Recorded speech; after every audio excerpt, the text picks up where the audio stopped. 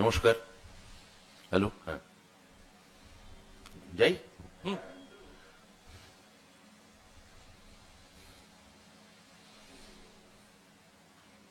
বলো। তাই তো বলে শুনেছি। নমস্কার। আজকে সর্বভারতীয় তৃণমূল কংগ্রেসের পক্ষ থেকে আয়োজিত সাংবাদিক সম্মেলনে উপস্থিত রয়েছেন রাজ্যের মাননীয় শিক্ষামন্ত্রী শ্রী ব্রাত্য বসু এবং আমি অরূপ চক্রবর্তী। আজকে আপনারা জানেন যে মূলত কি কারণে এই সাংবাদিক বৈঠক ডাক করা হয়েছে, কিন্তু সেই প্রসঙ্গে আসবার আগে আমরা একটা অডিও ভিজুয়াল একটু অনুরোধ করব আমাদের টিমকে চালানোর জন্য। আগে সেই অডিও ভিজুয়ালটা চলবে, তারপর আমরা মূল প্রসঙ্গে আসছি।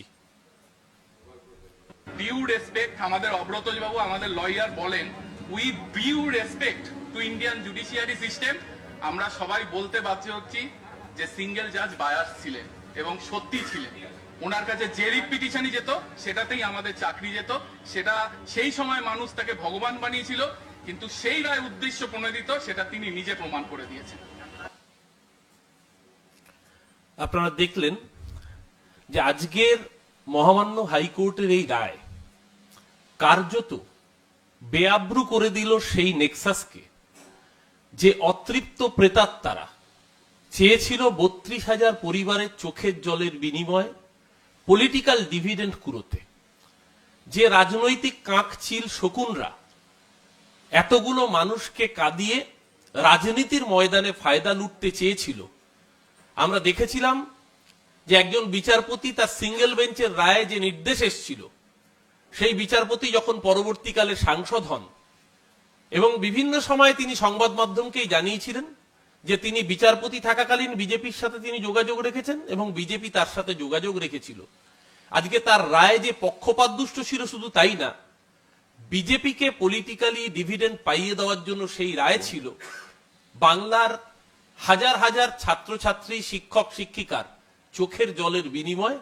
আজকে সেই রাজনৈতিক অতৃপ্ত প্রেতাত্মাদের আজকে কাঁদবার দিন। আর যে ৩২,০০০ প্রাইমারি শিক্ষক শিক্ষিকাকে চোখের জলে ফেলবার জন্য তারা পরিকল্পনা করেছিলেন, আজকে মহামান্য আদালতের রায় মাননীয় মুখ্যমন্ত্রীও বলেছেন যে আমরা আদালতের উপর ভরসা রাখি, আমরা আদালতকে সম্মান করি, বিচার ব্যবস্থাকে সম্মান করি। আজকের এই রায় কার্যত বাংলা বিরোধীদের মুখে চুনকালি লেপে দিয়ে যারা চেয়েছিল এর থেকে পলিটিক্যাল ডিভিডেন্ড কুড়োবে বলে, তাদের মুখে আবারও প্রমাণ করে দিল চুনকালি লেপন করে যে এই রায় কতটা বাংলা বিরোধী ছিল, এই রায় কতটা পলিটিক্যালি সিঙ্গেল বেঞ্চের রায়, মোটিভেটেড রায় ছিল। আমরা মহামান্য হাইকোর্টের এই রায়কে স্বাগত জানাচ্ছি। যে ৩২,০০০ শিক্ষক শিক্ষিকা বিগত বেশ কিছু মাস ধরে তারা আশঙ্কার মধ্যে দিন কাটাচ্ছিলেন, তাদের আশঙ্কার আজকে অবসান হয়েছে। তাদেরকে আমরা আন্তরিকভাবে শুভেচ্ছা জানাচ্ছি। যেহেতু মাননীয় শিক্ষামন্ত্রী রয়েছেন, আমি মাননীয় শিক্ষামন্ত্রীকে অনুরোধ করব তার ব্রিফিং এর জন্য, যাতে আরো পরিষ্কার করে আরো বিশদে তিনি বিষয়টাকে আপনাদের সামনে উপস্থাপিত করতে পারেন। নমস্কার। আমার ভাতৃপ্রতিম, আমার সর্বভারতীয় তৃণমূল কংগ্রেসের মুখপাত্র অরূপ চক্রবর্তীকে ধন্যবাদ। আমি একটু আগে বিকাশ ভবন থেকে আমার মন্ত্রকের দায়িত্বপ্রাপ্ত হিসেবে আমি একটা সাংবাদিক বৈঠক করেছি। এখন পার্টির ফোরাম থেকে পার্টির কথায় আমি এই সাংবাদিক বৈঠকে এসেছি এবং অরূপ ইতিমধ্যেই আপনাদের কাছে পুরোটা বলে দিয়েছেন যে কিভাবে এই জাজমেন্টটা হয়েছিল এবং আজকের ফলাফলটা কি। দেখুন, আজকে আমি কয়েকটা কথা গোড়াতে খুব স্পষ্ট করে বলতে চাই। আজকে মহামান্য ডিভিশন বেঞ্চের যদি রায়টা যদি ভালো করে এবং তার অবজারভেশনটা যদি ভালো করে খতিয়ে এবং খুঁটিয়ে পড়া যায়, এটা আসলে ডাবল ফোল্ডেড দ্বিস্তরিক। একটা স্তর ৩২,০০০ বাংলার ভাই বোনদের, শিক্ষকদের চাকরি সুরক্ষিত রাখলো। আরেকটা স্তর, দ্বিতীয় স্তর, যেটা দেখা যাচ্ছে না, সেটা হচ্ছে ছত্রে ছত্রে সিঙ্গেল বেঞ্চের রায়কে সমালোচনা করলো, ছত্রে ছত্রে এসএসসির রায়কে সমালোচনা করলো। আমি ২-৩টা অবজারভেশন আজকে মাননীয় বিচারপতিদের আজকে আমি উল্লেখ করতে চাই। এক, আজকে বলা হয়েছে বিচারকদের কাজ, মহামান্য আদালত বলছেন বিচারকদের কাজ অনুবীক্ষণ যন্ত্র দিয়ে খুঁত বার করা নয়। ২, আমরা বিচারকরা কেউ মধ্যযুগের নাইট নই যে ছদ্মবেশে মাথায় হেলমেট পরে রাতের অন্ধকারে সমাজের ভালো মন্দ খুঁজতে বেরোবো। 3, আমাদের কখনোই অতি সক্রিয় হওয়া উচিত নয়। 4, এতদিন পরে তাদের উপর নতুন করে পরীক্ষা চাপানো যায় না। এতদিন পরে তাদের উপর নতুন করে পরীক্ষা চাপানো যায় না।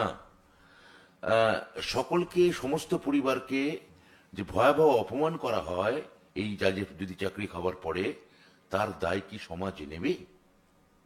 এইটা আজকে ডিভিশন বেঞ্চের মাননীয় বিচারপতিরা খুব সুন্দর করে অত্যন্ত প্রাঞ্জলভাবে বুঝিয়ে দিয়েছেন যে একদিকে তারা যেমন 32,000-এর চাকরি সুরক্ষিত রাখলেন, দ্বিতীয়ত বিচারপতিদের একটা অংশ কিভাবে, যেটা অরূপ বলেছে, আমি পরিষ্কারভাবে বলতে চাই, সিঙ্গেল বেঞ্চের যে জাজমেন্ট ছিল, আমি একটু আগে বিকাশ ভবনে বলেছি তার পেছনে বায়াস ছিল কিনা, রাজনৈতিক উদ্দেশ্য ছিল কিনা, রাজনৈতিক অভিসন্ধি ছিল কিনা, এবং রাজনৈতিক উচ্চাকাঙ্ক্ষা ছিল কিনা। 26,000-এর চাকরি গেল, আপনি এমপি হলেন, চাকরি খাওয়ার বিনিময়ে কি আপনি এমপি হলেন? চাকরি খেয়েছেন বলে আপনি কি তাহলে ভগবান হলেন? ভগবান, তারপর দেখা গেল ভগবান তার জুব্বা ছাড়লেন, এখন ভগবান নিদ্রা গিয়েছেন, গোলযোগ সইতে পারেন না, কথা বলো না, চুপ, কেউ শব্দ করো না। এই যে আমি কথা বলবো, আমি ভগবান, বাকি সব চুপ করে থাকবে, বাকি আমি যা বলবো তা মেনে নেবে, কেননা সমাজে নায়ক খুঁজছে, সমাজের নায়ক চাই। সমাজে যদি নায়ক না হয় সমাজের কষ্ট হয়। তো search for a new hero, এই যে search for a new hero, এই হিরো যে আসলে কতটা ভিলেন হতে পারে, হিরো এবং ভিলেনের যে আসলে একই মুদ্রার এপিটোপিট, অবিকল ওই শোলে সিনেমার একটি মুদ্রার মতো, সেটা আজকের রায়ে সেটা প্রমাণিত হচ্ছে। ভগবান শয়তানে পরিণত হয়েছেন, হিরো ভিলেনে পরিণত হয়েছেন। আজকে মাননীয় বিচারপতিদের রায় থেকে এবং অবজারভেশন থেকে সেটা পরিষ্কার ছত্রে ছত্রে বোঝা যাচ্ছে। আমি আমার দলীয় প্ল্যাটফর্ম থেকে যেটা বলতে পারি, যে পক্ষপাত, যে 26,000 এসএসসি চাকরির হারাদের প্রতি আপনারা দেখালেন, আমাদের কাজ হচ্ছে, এখন আমাদের 32,000 চাকরি সুরক্ষিত থাকলো, এখন আমাদের কাজ হচ্ছে দলীয় স্তরে মন্ত্রক এবং এসএসসি যাতে স্বচ্ছতার সঙ্গে মেধার ভিত্তিতে এই 26,000-এর হাতে আবার যাতে নতুন করে মাথা উঁচু করে সমাজে যাতে তারা দাঁড়াতে পারে, তাদের পরিবারের ওপর বিচারপতিদের ভাষায় যে অপমান করা হয়েছে, সেই অপমানের যাতে আবার পুনরুদ্ধার হয়, তারা যাতে মাথা উঁচু করে সগর্বে আবার স্কুলে যেতে পারেন, সেটাকে মাননীয় মুখ্যমন্ত্রীর প্রতিনিধি হিসেবে, মমতা বন্দ্যোপাধ্যায়ের প্রতিনিধি হিসেবে, আমাদের দলনেতা অভিষেক বন্দ্যোপাধ্যায়ের প্রতিনিধি হিসেবে আমি দলীয় স্তরেও সেটা আমি মন্ত্রককে বলবো সেটা যেন সুনিশ্চিত করে। এটা আমি দলীয় স্তর থেকে বলছি। তো এটা এসএসসি নিশ্চয়ই দেখবে, দপ্তর নিশ্চয়ই তার দিকে খেয়াল রাখবে, কিন্তু দলীয়ভাবে যে আক্রমণ, যে কুৎসা, 5 বছর ওই দপ্তরে আমরা বসে থেকেছি, কোর্ট কাছারি, কেন্দ্রীয় এজেন্সি, কখনো সিবিআই, কখনো ইডি, বিরোধীদের অপপ্রচার, নাগাড়ে আন্দোলন, বিরোধীদের আক্রমণ, আমাদের এই এই এই গণমাধ্যমের কোন শ্রেণীর আক্রমণ, ডিজিটাল প্ল্যাটফর্মের আক্রমণ, তার মধ্যে দিয়ে 5 বছরে আজকে যেন এই 5 বছরের সরকার, এই সরকারের মেয়াদ আর কিছুদিনের মধ্যে শেষ হবে। একটা বৃত্ত যেন আজকে সম্পূর্ণ হলো। এখন এই 26,000-এর চাকরি যদি আমরা, যোগ্যদের চাকরি আমরা ফেরত দিতে পারি, তাহলে এই বৃত্ত একটা সম্পূর্ণতা পাবে। আমি তাদের আস্থা রাখতে বলবো এই সরকারের প্রতি, মুখ্যমন্ত্রীর প্রতি। আমাদের সরকার কেই একমাত্র ভরসা করা যায়। আপনারা দেখেছেন, যারা আপনাদের পক্ষে ছিলেন আজকে তারা আপনার বিপক্ষে গিয়ে দাঁড়িয়েছেন, যারা আপনাদের বন্ধু ছিলেন তারা আপনার আজকে শত্রু হিসেবে পরিগণিত হয়েছে, যারা আপনাদের কালকে ভাত দিতে চেয়েছিলেন আজকে তারা আপনাদের ছুরি মারতে চাইছেন। আপনারা চিনে নিন আপনাদের সঙ্গে কারা আছে, কারা ছিল, কারা আছে, কারা থাকবে। আমি খুব পরিষ্কারভাবে বলতে চাই, তৃণমূল কংগ্রেস, তার দল এবং সরকার এই চাকরিহারা শিক্ষকদের পাশে ছিল, আছে এবং থাকবে। আজকে মুখ্যমন্ত্রী যেটা বলেছেন, যারা চাকরি খেতে চেয়েছিল তাদের উদ্দেশ্য সফল হয়নি, যারা চাকরি দিতে চায়, যারা আপনাদের পরিবারকে, আপনাদের পরিজনকে, আপনার রুটি রুজিকে সুরক্ষিত রাখতে চায়, আপনারা তাদের চিনতে শিখুন। এইটা আমার বলার দরকার ছিল, এইটুকু আমি বললাম। আজকে যে আমার শিক্ষক বন্ধু যে কথাটা বলে দিয়েছেন, এই একটু আগে আমরা একটি মিডিয়ার ফুটেজ থেকে আপনাদের দেখালাম, ওইটাই হচ্ছে, বায়াস থাকলে, উদ্দেশ্য থাকলে রাজনৈতিক সেটা তার জায়গা, তার প্যাঁচ পয়জার জায়গা অন্তত আইন হতে পারে না, কারণ আইনের দোরগোড়ায় মানুষ শেষ ভরসা হিসেবে যায়। সেইটা আমাদের সবসময় মাথায় রাখা উচিত। তো জুডিশিয়ারি মহামান্য আদালত, তাকে আমি ধন্যবাদ জানাবো, তাকে আমি কৃতজ্ঞতা জানাবো যে তিনি একটা একটা খুবই সুন্দর আইন আজকে, রায় আজকে তারা দিয়েছেন। এবং আপনারা যারা কেউ চাইলে এর বিরুদ্ধে সুপ্রিম কোর্টে যেতে পারেন। আমি 32,000 শিক্ষককে বলবো যারা বলছেন যে আমরা সুপ্রিম কোর্টে যাব, এই রায়কে চ্যালেঞ্জ জানিয়ে আপনারা চিনে নিন যে শুধু 32,000 না, যত প্রাথমিক শিক্ষক আছেন, যত এসএসসি আছেন, শিক্ষক আছেন, আপনারা যদি এই রায়ের বিরুদ্ধে কোনো দল বা কোনো ব্যক্তি দলীয় প্রতিনিধি হিসেবে সুপ্রিম কোর্টে যায়, আপনি চিনে নেবেন, তাহলে আপনি চিনে নিন যে কে আপনার পক্ষে আছে, কে আপনার চাকরি খেতে চাইছে। ধন্যবাদ। আজকে মহামান্য হাইকোর্টের এই রায়ের পরে যদি পুরো বিষয়টাকে খুব সামারি করে বলা যায়, তাহলে একটাই শব্দবন্ধ মাথায় আসছে, সেটা হচ্ছে চাকরি খেকোদের ঢাকি সহ বিসর্জন দিল বঙ্গোপসাগরে। চাকরি খেকোদের ঢাকি সহ বিসর্জন, কারণ ওই ঢাকি বাদক যিনি, তিনি যার পায়ের তলায় বসে আইন শিখেছিলেন বলেছিলেন, ভরা বিচার ব্যবস্থার মধ্যে বসে সেই ব্যক্তি বলেছিলেন পুরো প্যানেল যাতে বাতিল হয়, আর উনি বলেছিলেন ঢাকি সহ বিসর্জন। আজকে সেই চাকরি খেকোদের ঢাকি সহ বিসর্জন দিল এই আদালতের রায়। প্রথম কথা। দ্বিতীয় কথা, ব্রাত্যদা যেটা বললেন যে এরপরেও যদি কেউ এই রায়কে চ্যালেঞ্জ করেন, তাহলে বুঝতে হবে যে আসলে বাংলা বিরোধী কারা। কারণ আজকে পরিষ্কার করে দিয়েছেন মহামান্য হাইকোর্টের এই রায়ে, যে 269 জনকে খাড়া করে চ্যালেঞ্জ করা হচ্ছিল তারা এই 32,000-এর প্যানেলেরই অংশ নন। এবং সবচেয়ে বড় কথা, এই 32,000-এর মধ্যে ইডি সিবিআই তদন্ত করে কোথাও কোনো অসঙ্গতি খুঁজে পাননি, কোনো ম্যালপ্র্যাকটিস খুঁজে পাননি, কোনো ডিসক্রিপেন্সি খুঁজে পাওয়া যায়নি। এবং তার ফলে আজকের এই রায়, অর্থাৎ পরিষ্কার এ রাজ্যের বুকে যে নিয়োগ প্রক্রিয়া সংগঠিত হয়েছিল, সেই সংগঠিতভাবে প্রক্রিয়াকে সম্পূর্ণ বৈধতার সাথে স্বীকার দিল আজকে মহামান্য কলকাতা হাইকোর্ট। স্বচ্ছতার সাথে নিয়োগ হয়েছিল, সেই নিয়োগকে পলিটিক্যালি মোটিভেটেড হয়ে যারা বারবার করে আঘাত করতে চেয়েছিল, তাদের উদ্দেশ্য ছিল পলিটিক্যাল ডিভিডেন্ড কুড়োনো। রাজনীতির লড়াই রাজনীতির মাঠে হবে, তার জন্য কখনো 32,000-কে বলির পাঁঠা করা হবে, কখনো 26,000-কে কাঠগড়ায় দাঁড় করানো হবে, তার বিনিময়ে পলিটিক্যাল ডিভিডেন্ড কুড়োনোর খেলা বাংলার মানুষ কিন্তু এগুলো নজরে রাখছেন। যারা এই শিক্ষকদের চোখের জলের বিনিময়, যারা এই শিক্ষক পরিবারগুলোর জীবনযাপনের বিনিময় নিজেরা ভোটে জিততে চেয়েছিল, বাংলার মানুষ তাদেরকে ইতিহাসের রাস্তা করে নিক্ষিপ্ত করবে। তার প্রমাণ 2026 আবারও দেবে, যেভাবে 21 দিয়েছে, যেভাবে 24 দিয়েছে, 26 আজকে বাংলার মানুষের সামনে পুরো বিষয়টা আই ওপেনারের মতো হয়ে গেল মহামান্য হাইকোর্টের এই রায়। আমরা এই রায়কে সর্বাগ্রে আমরা সমর্থন করছি, আমরা ধন্যবাদ জানাচ্ছি মহামান্য হাইকোর্টকে। মাননীয় মুখ্যমন্ত্রী ইতিমধ্যেই বলে দিয়েছেন, শিক্ষামন্ত্রী নিজে জানিয়েছেন, আমরা দলগতভাবে এই আন্দোলনে তাদের পাশে সহমর্মী ছিলাম, আছি। এবং আজকের এই জয় সেই সমস্ত 32,000 শিক্ষক শিক্ষিকা এবং তাদের পরিবারের মানুষের জয়, এই জয় সত্যের জয়, এই জয় বাংলা বিরোধীদের পরাজয়, এই জয় বাংলার মানুষের জয়। আর এই পরাজয় ওই জমিদারি আচরণ চালিয়ে যারা বাংলার মানুষকে নাস্তানাবুদ করতে চেয়েছে, সেই সমস্ত অপশক্তির পরাজয়। বাংলার মানুষ আজকে চোখে আঙুল দিয়ে এই সত্যিটাকে প্রকাশ করলেন। প্রশ্ন নেব আগে।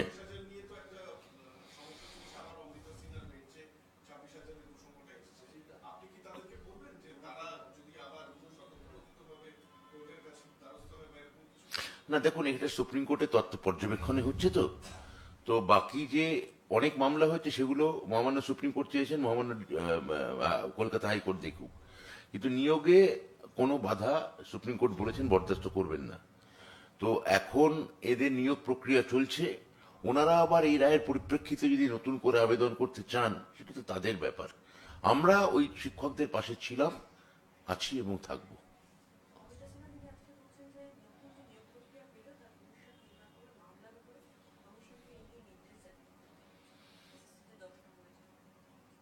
সেটা তো বলতেই পারেন, বিচারপতির কথা বলেছেন। আমাদের এসএসসি পরীক্ষা যাতে নির্ভুল, স্বচ্ছ এবং মেধার ভিত্তিতে হয়, আমরা সেটার জন্য আপ্রাণ চেষ্টা চালাবো, সেটা কোনো সন্দেহ নেই। আমি এই রায়কে এখন পর্যন্ত যা আসছে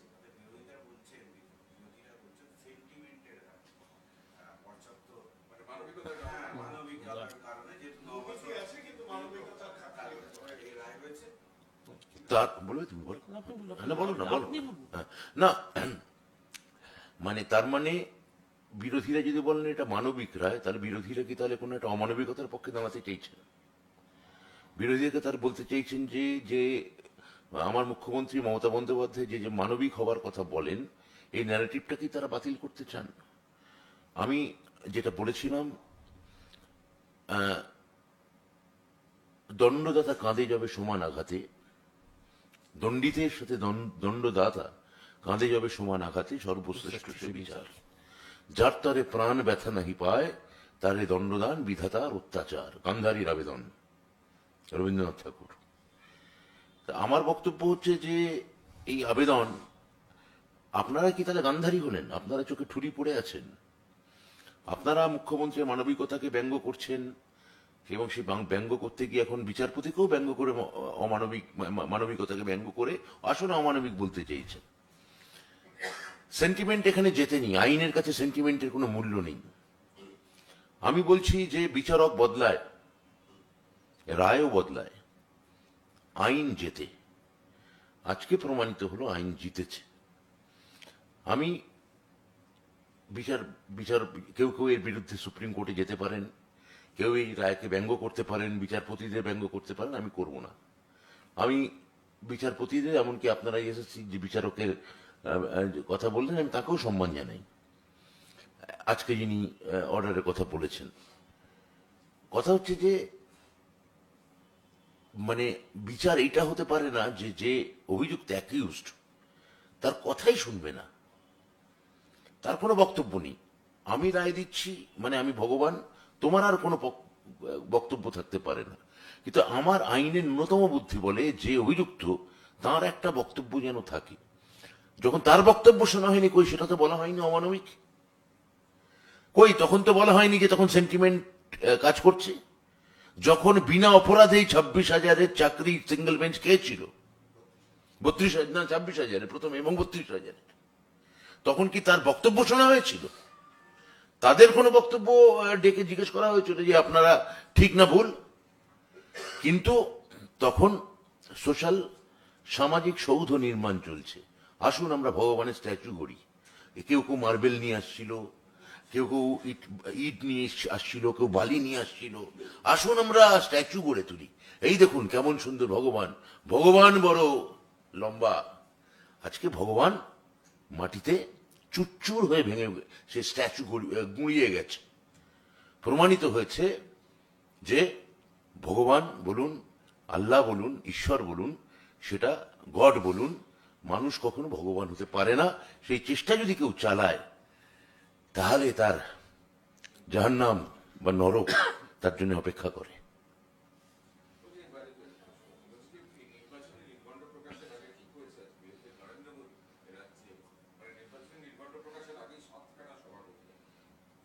অসাধারণ। গতবারও তো এরকম 21-এর নির্বাচনের আগে মাননীয় প্রধানমন্ত্রী অনেকবার এসেছিলেন, তাই এবারও আসবেন। মাননীয় প্রধানমন্ত্রী তো বাংলাকে ভালোবাসেন, বাংলা ঘুরবেন ফিরবেন, হয়তো বলবেন আগলাবার 200 পার কিনা, বলবেন কিনা। তা এবার ওই দিদি দিদি বলে ডাকবেন তো? গতবার ওনার তো কনসালটেন্টরা বলেছিল ওইটা ব্যাকফায়ার হয়েছে। এবারও যেন দিদি দিদি বলে ব্যঙ্গসূচক ডাকেন, তাহলে আমরা অনায়াসে 250 পেরোবো, সেটা আমাদের সুবিধা হবে। ওনাকে স্বাগত। আমার পরে তোমার কিছু বলার থেকে শুনতে ধরে নি।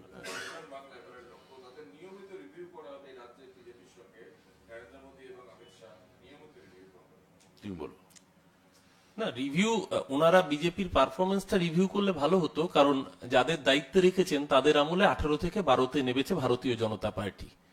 আর একটু আগে আপনি বলছেন নরেন্দ্র মোদী আসবেন, তো গতবারও এসেছিলেন, কিন্তু মুশকিল হচ্ছে ভোটে হারার পর ফিরে গিয়ে তারপর বাংলার মানুষের আবাসের টাকা এবং 100 দিনের টাকা বন্ধ করে রেখেছিলেন। আমাদের আপনাদের মাধ্যমে আজকে একটা স্পেসিফিক প্রশ্ন আছে সংবাদ মাধ্যমের মাধ্যমে।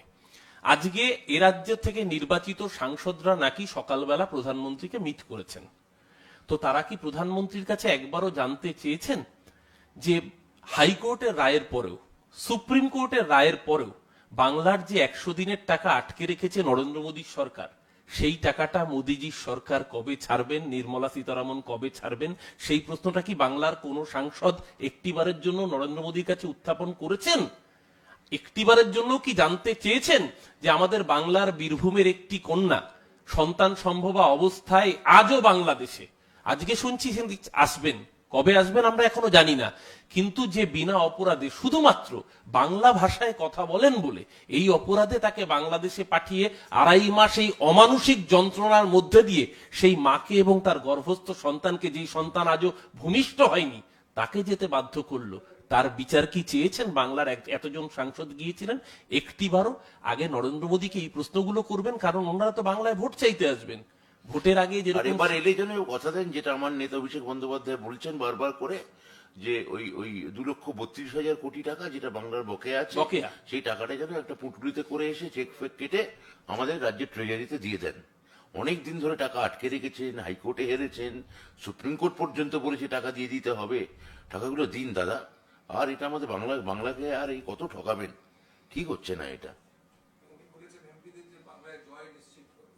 না, বাংলায় জয় নিশ্চিত হবে, কিন্তু সেটা তৃণমূল কংগ্রেসের, কারণ বাংলা বিরোধীদের বাংলা গতবারও প্রত্যাখ্যান করেছে। আগের বার বলেছিলেন না, 2 মে দিদি গই, 2রা মে নির্বাচনের রেজাল্ট ছিল, কিন্তু বাংলার মানুষ দেখলো 2 মে দিদি তো রহে গই, पर मोदी जी आप जो वापस चली गई फिर 1.5 साल इस बंगाल में लौट के ना आई। মাঝখান থেকে বাংলার মানুষের, গরিব মানুষের টাকা মেরে দিয়েছেন। দয়া করে এরকম কিছু করবেন না।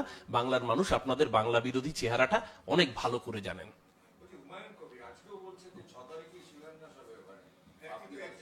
একই সঙ্গে 6 তারিখের কর্মসূচিতে উনি অনর, তবে মুখ্যমন্ত্রীর সভায় উনি ডাক পেয়েছেন জেলায়, সেখানে উনি যান। ওটা আলাদা তো যাবেন, সেটা তো প্রত্যাশিত, কিন্তু উনি বাবরি মসজিদের ওখানে উনি করছেন না। উনি যা করছেন সেটা পার্টির নেতৃত্ব নজর রাখছে। তা ওনার স্টেটমেন্টের ক্ষেত্রে আমরা অন্তত বহুবার মানে ভিন্ন মত দেখেছি। মানে সকালে একরকম বলছেন, তার পরের দিন অন্যরকম বলছেন।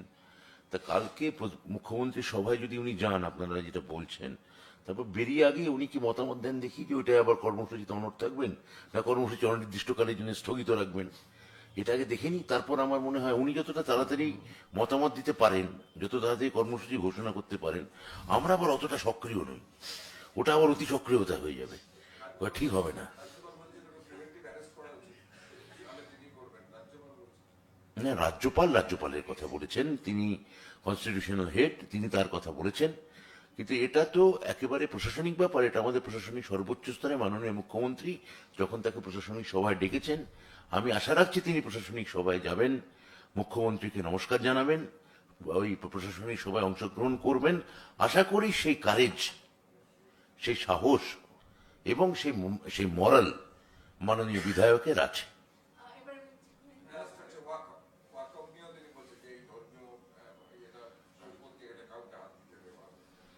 না, এটা তো আমরা এটা নিয়ে বিধানসভায় আমাদের দীর্ঘ আলোচনা হয়েছে।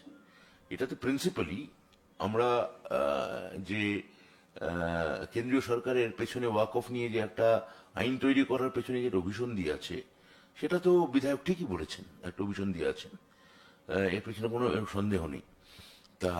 তো তিনি কি উদ্দেশ্যে কোনো ধর্মীয় পরিচয় বা সাম্প্রদায়িক পরিচয়, আইডেন্টিটি থেকে যদি কিছু করতে চান, সেটা আমার মনে হয় যে সেটা তাঁর ব্যাপার। আমাদের দল সমস্ত ধর্ম, সমস্ত মন্দির, মসজিদ এবং গির্জাকে এবং গুরুদ্বারাকে বা অন্যান্য আরো যা যা ধর্মস্থান আছে তাদের সমান চোখে দেখে। তো আমি ওনাকে বলবো যে মানে এই উত্তরবঙ্গে যে মুখ্যমন্ত্রী মহাকাল মন্দির তৈরি করার নির্দেশ দিয়েছেন, তিনি যেন সেই কর্মসূচিতে অংশগ্রহণ করেন, এইটা আমি চাইবো।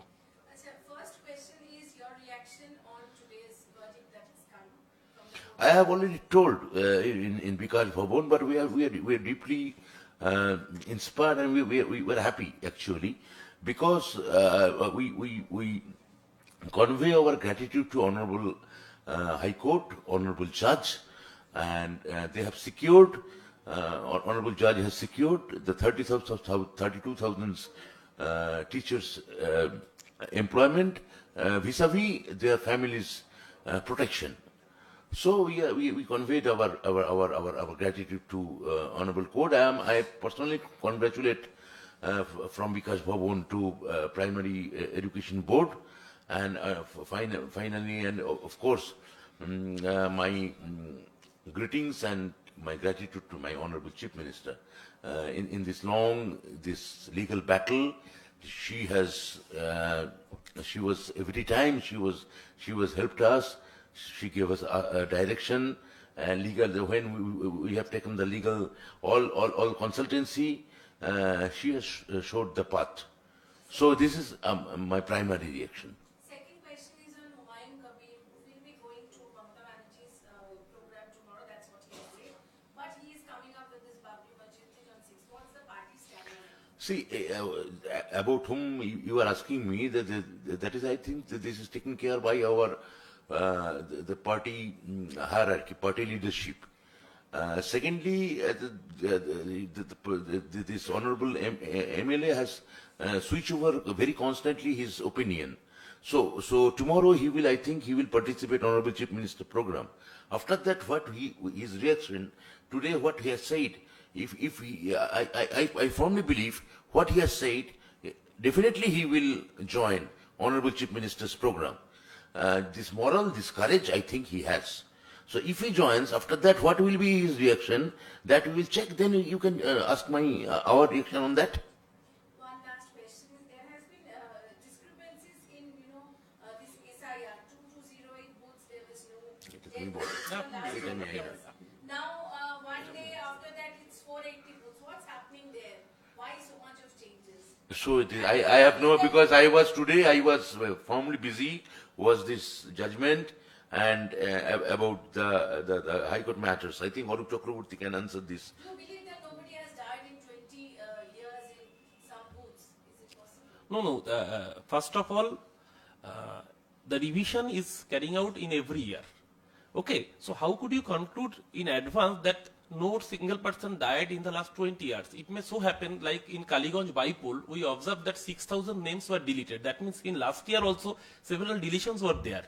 So that means in a particular booth, near about 400 booths out of 80,000 plus booths, that is, if you count percentage, it is less than 1% also. In less than 1% booth, if in a last financial year, there might be no case of any death registered. It is very natural. It is very natural, but it is not a data for the last 20 years. Instead of that, since the revision is carried out in every year, so this is not necessarily for the last 20 years data. This may be for the last 1 year data. But we firmly believe that we are not saying that this is a drama is going on. About BJP has said just like that 40% death. This is drama. We can't take this the very petty, very cheap mentality when they have said that 40% is dead and the BLO and the people, and they are saying that this is drama is going on. I think this is a cheap mentality. That mentality Trinamool Congress is not carrying. That we can say. প্রাপ্তদা প্রাপ্ত বিচারপতির reaction সামনে এসেছে। তিনি বলছেন, আমার যেটা মনে হয়েছিল আমি দিয়েছি। বিচারপতিদের ডিভিশন বেঞ্চের বিচারপতিদের যা মনে হয়েছিল তারা সেটা দিয়েছে, কিন্তু কোন গ্রাউন্ডে দিয়েছে সেটা আমাকে দেখতে হবে। উনি দেখুন, তখন বিচারপতি হিসেবে দিয়েছিলেন না তখন বিজেপির এমপি হবেন বলে দিয়েছিলেন, সেটাও যাতে একটু দেখেন পাশাপাশি, মানে তার পেছনে কোনো রাজনৈতিক উচ্চাকাঙ্ক্ষা কাজ করছিল কিনা এবং তার পেছনে বিজেপির ভগবান হওয়ার কোনো ইচ্ছা কাজ করছিল কিনা, সেটাও যেন তিনি যদি একটু ছানবিন করেন নিজের ভেতরে, তাহলে আমার মনে হয় যে ভবিষ্যতের বিচার ব্যবস্থা এটা একটা এই তাঁর দেওয়াই রায় যে আগামী দিনে বিচার ব্যবস্থা একটা কলঙ্কের চিহ্ন হিসেবে যে একটা প্রেসিডেন্স হয়ে রইল, একটা নমুনা হয়ে রইল, সে বিষয়ে তো আজকে গোটা ভারতবর্ষের আইন সমাজ একমত। তাহলে ওটা ওনার ওই একই সঙ্গে ওনার এটাও বিচার করা উচিত, তখন উনি রায়টা কি হিসেবে দিয়েছিলেন, বিচারপতি হিসেবে না ভাবি বিজেপি এমপি হিসেবে। ব্রাতদা, এখানে আমার মনে হয় একটা জিনিস ভারতের রাজনীতিতে একটা কয়েনে যাচ্ছে বিজেপির বিরুদ্ধে, যে চান্দা দো ধান্দা লো। তো এক্ষেত্রে এরকম হয়নি তো যে ভার্ডিক দো টিকিট লো, এরকম কিছু হয়ে থাকতে পারে কিনা সেটাও দেখবার প্রয়োজন আছে। আমার শেষ দিকে দিল্লিতে গেছিল এবং সেখানে ইলেকশন কমিশনে যাবতীয় অভিযোগ জানিয়েছে যে এখানকার সিও দপ্তরের সামনে গুন্ডাগিরি হচ্ছে, তারপর হচ্ছে তার যে অভিযোগ মৃত ভোটারের সংখ্যা নেই, সামগ্রিকভাবে সিও দপ্তরে যে অভিযোগ করেছিলেন আজকে ইলেকশন কমিশন আপনি কি আছে সেই অভিযোগ দেখতে পাচ্ছেন। না, প্রথম কথা হচ্ছে যে সিও দপ্তরের সামনে যে ধর্ণা হয়েছে সেখানে শুভেন্দু অধিকারীকে কার্যত বিএলওরা বিক্ষোভ দেখিয়েছেন। কোন বিএলওরা? যাদেরকে শুভেন্দু অধিকারী হুঙ্কার দিয়েছেন যে বিহারের মতো জেলে পড়ব বলে। কোন বিএলওরা? যাদের মধ্যে 4 জন কর্মরত অবস্থায় কেউ আত্মহত্যা করতে বাধ্য হয়েছেন, কারো স্ট্রোক হয়েছে, এবং শুধু এটা পশ্চিমবঙ্গে নয়, সারা ভারতবর্ষে বিজেপি শাসিত ডাবল ইঞ্জিনের গুজরাট থেকে রাজস্থান, আমরা শিউরে উঠেছি লাইভে এসে বিএলও আত্মহত্যা করছেন, এবং ডাবল ইঞ্জিনের রাজ্যে। এবং এই প্রেসার, এই যে অসভ্যের মতো প্রেসার দেওয়া, এটা নির্বাচন কমিশনকে দিয়ে করিয়েছে ভারতীয় জনতা পার্টি শুধুমাত্র ভোটে ম্যাল প্র্যাকটিস করানোর জন্য। সেই জায়গায় দাঁড়িয়ে বিএলওরা বিক্ষোভ দেখিয়েছেন, তার সঙ্গে তৃণমূলের কোনো সংস্পর্শ নেই। এক, দ্বিতীয় কথা, যে ডেথ কেসের কথা বারবার করে উনি বলছেন, আমরা তো পরিষ্কার করে বলছি যে বাংলার বুকে বলা হচ্ছে যে একজনও পার্টিকুলার বুথে নাকি মৃত পাওয়া যায়নি। কটা বুথ? 400টা বুথ। এবং এটা সর্বৈব মিথ্যে যে 2002 সালে এসআইআর এর পর থেকে 2025-এ কোনো ডেথ কেস হয়নি, তা নয়। 2002 সালের পরে প্রতি বছর রোল রিভিশন হয়েছে, 2009 সালে ডিলিমিটেশন হয়েছে, এমনকি 2024-এ লোকসভার আগে পর্যন্ত রিভিশন হয়েছে ভোটার লিস্ট। প্রতি বছর 5ই জানুয়ারি ভোটার লিস্ট বেরোয়। আপনারা মনে থাকবে কালীগঞ্জের বাইপোলের সময় 6000 ভোটারের নাম বাদ গিয়েছিল, ডিলিশন হয়েছিল কেন? কারণ রিভিশন হয়েছে, তাই। অর্থাৎ প্রতি বছর রিভিশন হচ্ছে। এটা হতেই পারে 80,000-এর বেশি বুথ, তার মধ্যে 400টা বুথে এক বছর তো কেউ মারা নাই যেতে পারে, মারা না গেলেও তাকে মেরে ফেলতে হবে, যেটা বিহারে হয়েছে। জীবিত মানুষদের মৃত বলে দেখিয়েছে, তার আগে নির্বাচন কমিশনের দরজায় গিয়ে বলছে আমাদের মেরে ফেলেছেন, ডেথ সার্টিফিকেট দিন। তো এই অসভ্যতাম, এই ম্যাল প্র্যাকটিস ভারতবর্ষ দেখেছে বিহারে। তার মানে কোনো বুথে যদি অ্যাক্সিডেন্টালি বা ইনসিডেন্টালি কেউ মারা নাও গিয়ে থাকেন, তাকেও মৃত বলতে হবে, কারণ বিজেপি চাইছে রাজ্যের ভোটারের নাম বাদ যাক। এই অসভ্যতাম করতে দেওয়া হবে না বলেই অভিষেক বন্দ্যোপাধ্যায়, মমতা বন্দ্যোপাধ্যায় প্রথম দিন থেকে বলেছেন যে একজন বৈধ ভোটারের নামও বাদ যাবে না। তার জন্য তৃণমূলের 80,631টা বুথে বিএলএ টুরা বিএলওদের সাথে ডাইরেক্ট বাড়ি বাড়ি গেছেন। দিদির দুট অ্যাপে কাউন্টার আমরা আমাদের মতো করে ডেটা স্ট্যাটিস্টিক্স স্টোর করেছি, এই কারণেই যাতে নির্বাচন কমিশনকে দিয়ে পরবর্তীকালে ডেটা চুরি করে বলতে না পারে যে এই ভোটারদের এক্সিস্টেন্স নেই, কারণ আমাদের কাছে কাউন্টার ডেটাটা রয়েছে। দরকার পড়লে সর্বোচ্চ আদালত পর্যন্ত যাওয়া হবে সেই তথ্যাবলী নিয়ে। ওদের চুরি আটকে দিয়েছে বাংলার মানুষ, ওদের চুরি আটকে দিয়েছে তৃণমূল কংগ্রেস, তার জন্য এত গাত্রদাহ। কোন লাতিন আমেরিকান মডেল অন্তত বাংলার এসআইআর নাম তুলতে দেব না, যে একটা ব্রাজিলিয়ান মডেল ঢুকে পড়লো, 22টা বিধান বা একটা চিলিয়ান মডেল ঢুকে পড়লো, পেরুভিয়ান মডেল ঢুকে পড়লো, এইটা কিন্তু বাংলা করতে দেবে না। এটার জন্য তৃণমূল কংগ্রেস স্বতন্ত্র প্রহরীর মতো মমতা বন্দ্যোপাধ্যায় এবং অভিষেক বন্দ্যোপাধ্যায় মানুষের পাশে সর্বক্ষণ 24 ঘন্টা দাঁড়িয়ে আছেন।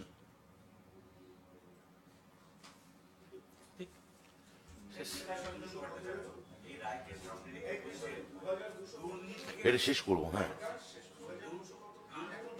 408, 2208 থেকে কমে 407। এটাই আদালত অবমাননা হয় কিনা। আমরা তো আদালতের বিরুদ্ধে, রায়ের বিরুদ্ধে কখনো কোনো কথা বলিনি। তাহলে এটা আমাদের আইনজীবী, আমি কল্যাণ বন্দ্যোপাধ্যায়কে জিজ্ঞেস করব, এটা আদালত অবমাননা হচ্ছে কিনা। মহামান্য বিচারপতিকে এইভাবে যদি সিপিএম নেতা এবং আইনজীবী, যদি আপনার কথা সত্য হয়, যদি এই কথা বলে থাকেন, তাহলে এটা আদালত অবমাননা হচ্ছে কিনা সেটা আমি কল্যাণ বন্দ্যোপাধ্যায়কে জিজ্ঞেস করব, এবং সেই মোতাবেক কোনো মামলা করা যায় কিনা সেটা অনুরোধ করব তাকে।